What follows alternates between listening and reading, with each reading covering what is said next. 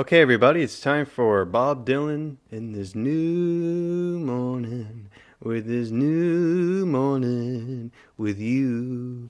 I love this album. I can understand why some people don't like it. This was the follow up, of course, to Self Portrait, which people bashed, of course, and critics seemed to hate it. And so this was sort of like a response of when Dylan recorded, well, at the time, however, when Bob Dylan was recording New Morning, it was during the Self Portrait period, which was, early 1970 in New York. And Bob Dylan, wrote these songs mostly for a play, a Broadway, well, not Broadway, but it was a play, between him and one of his executive producers or something, and they were gonna come up with something of that vein, and it never came to be. And Bob Dylan took the songs. He got Bob Johnston, and kind of was on the was on the was kind of on the chair there of producing the album.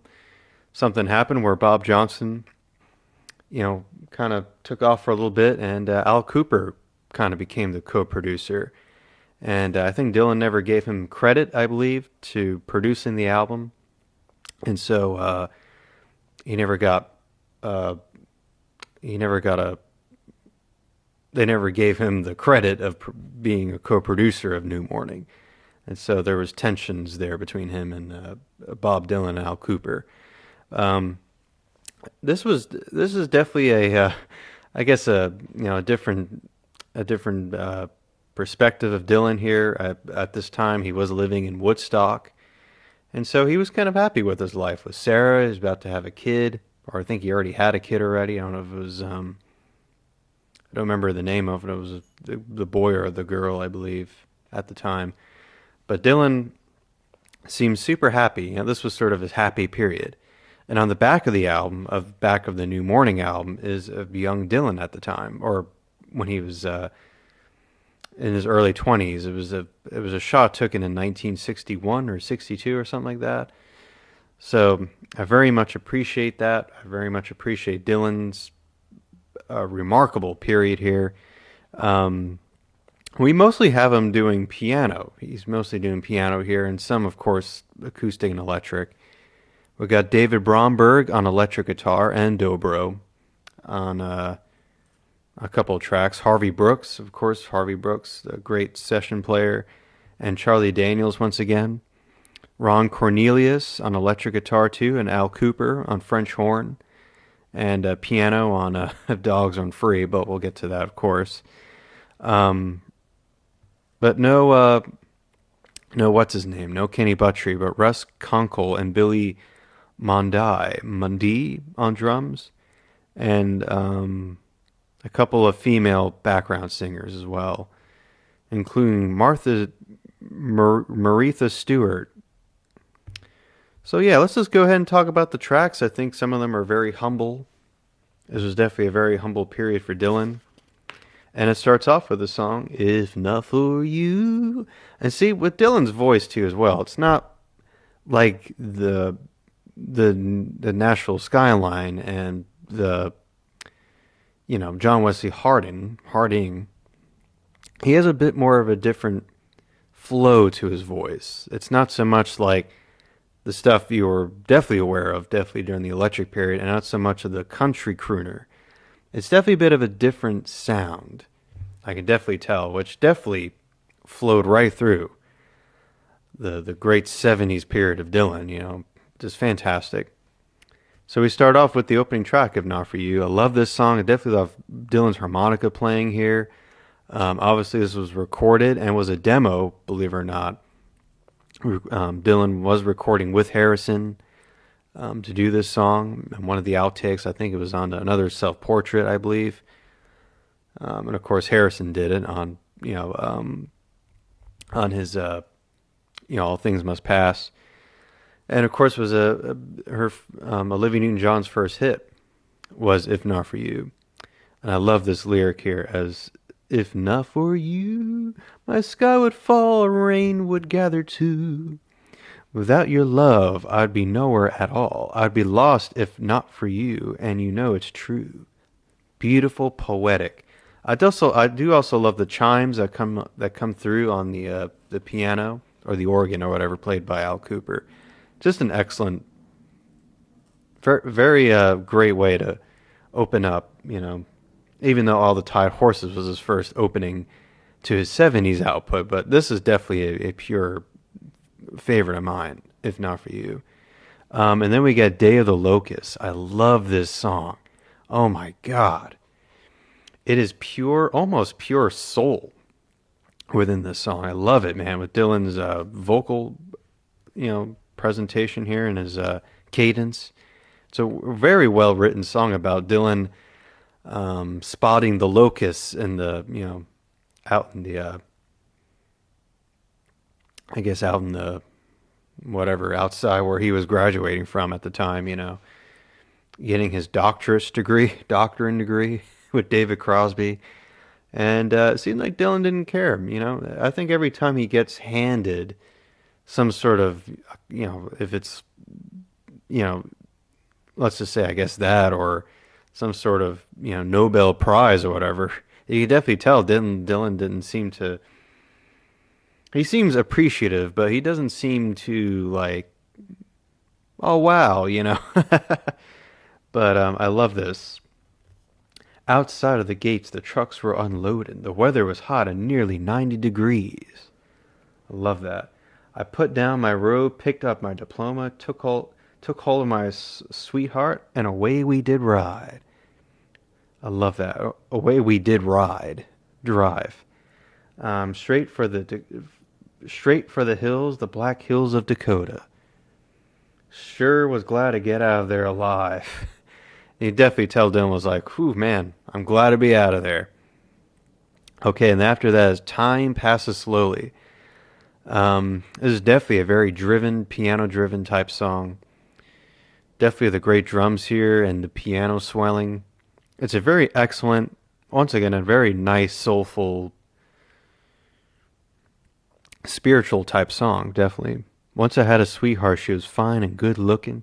We sat in her kitchen while her mama was cooking. What a great line. Ain't no reason to go into a wagon to town. Ain't no reason to go to the fair. Time passes slowly up here in the daylight. We stare straight ahead and try so hard to stay right. God, beautiful. Like the red rose of summer that blooms in the day, time passes slowly and fades away. What a pure song. Love that. Then we went to see the Gypsy, which is a song I think Dylan had claimed many of years ago. He never met Elvis before. He never encountered him. But of course, he definitely was inspired and definitely was, he very much had a great appreciation for him, of course, Talks about the little Minnesota town he was living in. I guess, well, he saw him on TV or whatever. Great long as I went back to see the gypsy. It was nearly early dawn. The gypsy's door was open wide, but the gypsy was gone. She could not be found, so I watched that sun come rising from that little Minnesota town, like I mentioned. It's a great, once again, a nice driven piano type gospel a little bit too. Great guitar work by everybody. Russ, or whatever the heck his name is. Ron Cornelius, I think. David Bromberg, just excellent, excellent work. And then we get Winterlude, which is not a favorite of my album, but I do kind of like it. It has a bit of a boogie woogie kind of silliness to Dylan or whatever. With Winterlude, this dude thinks you're fine. Yeah. All right, well, there you go. Winterlude, this dude thinks you're grand. Yeah. I could care less. I don't know. It's a fun song, but I skip it. Okay, now here's a song I think a lot of people seem to like, but for me, I'm kind of a bit on the middle of the song, and it's If Dogs Run Free. As an opening piano, whatever, I guess a jazzy, loungy type piano playing by Al Cooper. We got that Maritha, whatever the hell her name is, Maritha Stewart, and Dylan singing like he's got the blues, think he's got the blues, think he's got that jazz in his heart. Uh, I honestly don't care about the lyrics, and I think the song is a bit dumb. I mean, but I understand some people liking it. And then you flip the album over, and it's New Morning. What an excellent song! Definitely has a bit of a bluegrassy sound, has a bit of that Midwestern kind of groove to it. The night passed away so quickly, it always does when you're with me. Beautiful line. Underneath the sky blue, on this new morning. I love how he repeats that over, in this new morning. So happy just to be alive underneath the sky of blue.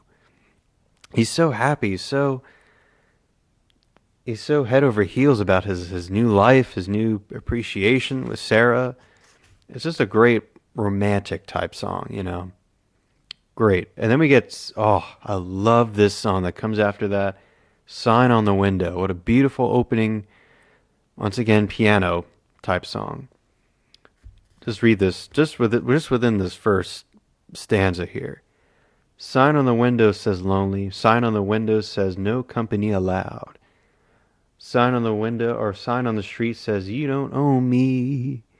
And sign on the window says there's a crowd, or three's a crowd. Sign on the porch says three's a crowd. I love it. Looks like nothing but rain, sure gonna be wet tonight on Main Street. Hope that it don't sleet. I love that.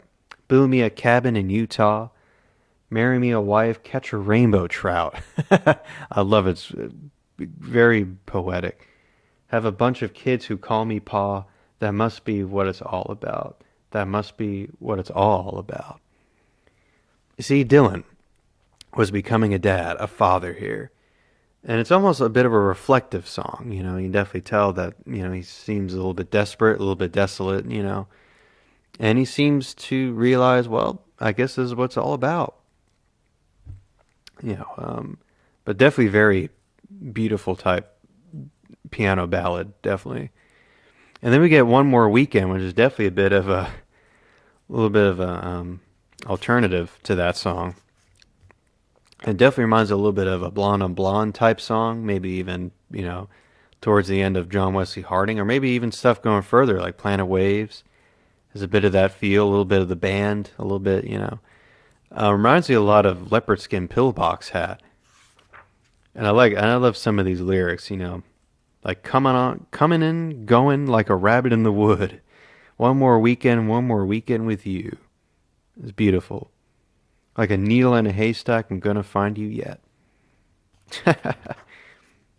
Okay, and then after that, definitely the staple on the album. I think a lot of people love this song for sure. This was off of of course, the Big Lebowski film with John Goodman. It's called "The Man in Me." What a great song! What a great, great, great song. Once again, once again, another reflective type song. Again, the narrator finding his existence, is human, and it seems like his companion seems to be kind of telling him, "You are the man. You are the man." Kind of cheering him on. Kind of, I guess, kind of being the what you call it, the hyper, the hype man, the hype woman, whatever.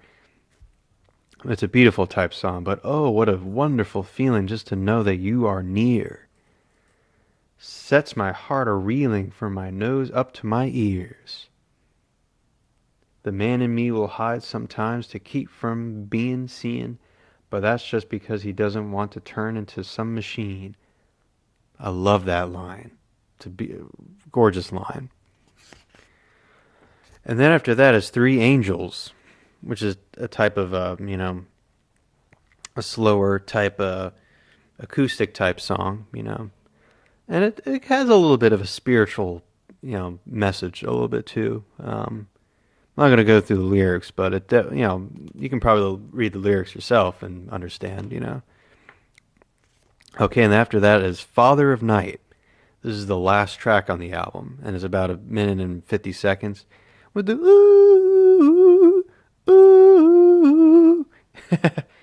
I guess I'll read the whole thing. It's actually the Father of Night song was actually something that Dylan took from some sort of Jewish poem, I believe, or some sort of Jewish. It must have been some sort of Bible verse, maybe perhaps. But I'll read it here. It really is worth it. Father of night, Father of day, Father who taketh the darkness away. Father who teacheth the bird to fly, builder of rainbows up in the sky. Father of loneliness and pain, Father of love and Father of rain. Father of day, Father of night, Father of black, Father of white. Father who built the mountains so high, who shapeth the cloud up in the sky. Father of time, Father of dreams, Father who turneth the rivers and streams. Father of grain, Father of wheat, Father of cold and Father of heat. Father of air and Father of trees, who dwells in our hearts and our memories. Father of minutes, Father of days, Father of whom we most solemnly praise. And that's what ends New Morning. I love it. I definitely do consider this album to be a little bit underrated. I think people seem to think of it as, kind of a bit of a run-of-the-mill album. But no, I think this album is excellent. And I think it's a little bit tad better than Self Portrait. But of course, I do love Self Portrait too. Yeah, they both have their differences, And so the next one I'm going to do, or the next album, is the self-titled, unauthorized Dylan album, which Dylan had nothing to do with it, nothing to do with the album. The cover of Dylan, that's a bit of like a painting of him. And that came out in 73. Or I think Pat Garrett and Billy the Kid comes next, then that album. Because that album features a lot of outtakes from the New Morning album. But anyways, I don't want to spend too much time, but I think this is definitely a very, very underrated album. And it's definitely fun. This is sort of a new period, a new stretch for Dylan here. But anyways, take care, folks. Bye-bye.